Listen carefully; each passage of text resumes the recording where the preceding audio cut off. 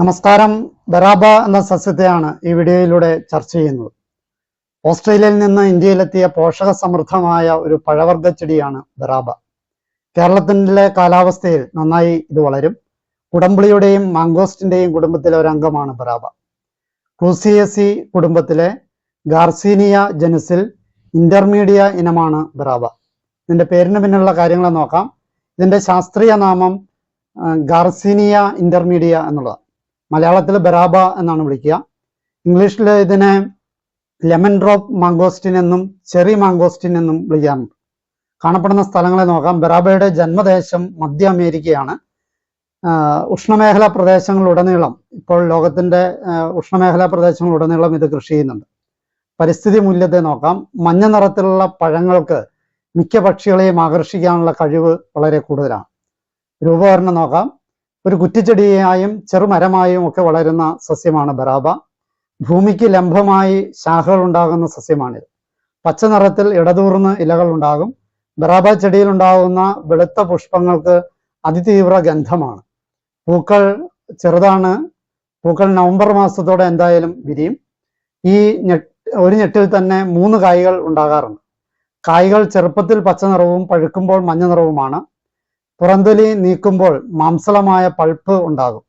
ബറാബയുടെ കായിൽ 2 ചിലപ്പോൾ 3 വിത്തുകൾ വരെ കാണപ്പെടുന്നുണ്ട്.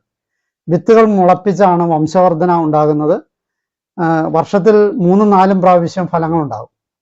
മഞ്ഞ നിറത്തിലുള്ള ബറാബയുടെ വെളുത്ത നിറത്തിലുള്ള മാംസളമായ ഉൾഭാഗമാണ് ഭക്ഷ്യയോഗ്യമായിട്ടുള്ളത്. മധുരവും പുളിയും ചേർന്ന രുചിയാണ് ബറാബയ്ക്കുള്ളത്. പൊതു ഉപയോഗങ്ങളെ നോക്കാം. പുറന്തൊലി നീക്കുമ്പോൾ കിട്ടുന്ന മാംസളമായ പൾപ്പ് നിരവധി പോഷകാംശങ്ങൾ ഉൾക്കൊള്ളുന്ന ഭക്ഷ്യവസ്തുവാണ്. പാനീയങ്ങൾ, ജാം, ജെല്ലി എന്നിവയ്ക്കായി പൾപ്പ് ഉപയോഗിക്കാറുണ്ട്. ബറാബ നല്ലൊരു അലങ്കാര ചെടി കൂടിയാണ്. രാസഘടകങ്ങളെ നോക്കാം.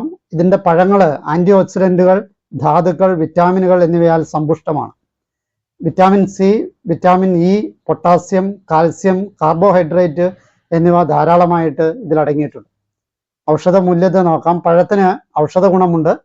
വൻകുടലിലെ ക്യാൻസർ കോശങ്ങളെ ആക്രമിക്കുന്ന ഫെനോളുകൾ ഇതിൽ ധാരാളം അടങ്ങിയിട്ടുണ്ട്. പഴത്തിന് മാംഗോസ്റ്റിൻ പഴത്തേക്കാൾ ഉയർന്ന ആന്റി ഓക്സിഡന്റ് ശേഷിയുണ്ട്. പഴങ്ങൾ രോഗപ്രതിരോധ ശേഷി വർദ്ധിപ്പിക്കുന്നതാണ്. കൂടാതെ ശരീരത്തിന്റെ മൊത്തത്തിലുള്ള ആരോഗ്യത്തിന് സഹായിക്കുന്നതാണ്. അസ്ഥികൾക്ക് ബലം നൽകുവാനും അർബുദത്തെ പ്രതിരോധിക്കാനും കഴിവുണ്ട്. ഔഷധ പ്രയോഗത്തെ പറയാം.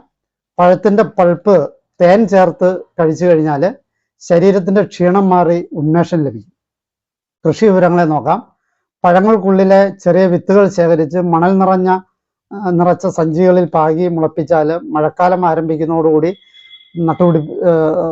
നട്ടുപിടിപ്പിക്കാവുന്നതാണ്. പറമ്പിൽ നടാവുന്നതാണ്. 4 വർഷത്തിനുള്ളിൽ വിളവ് കിട്ടും. കൂടാതെ ഗ്രാഫ്റ്റിംഗ് വഴിയും പുതിയ തൈകൾ ഉൽപ്പാദിപ്പിക്കാൻ പറ്റും. ധാരാളം വെയിലിലും അർദ്ധതണലിലും ഈ ചെടി വളരുകയും വിളവ് നൽകുകയും ചെയ്യും.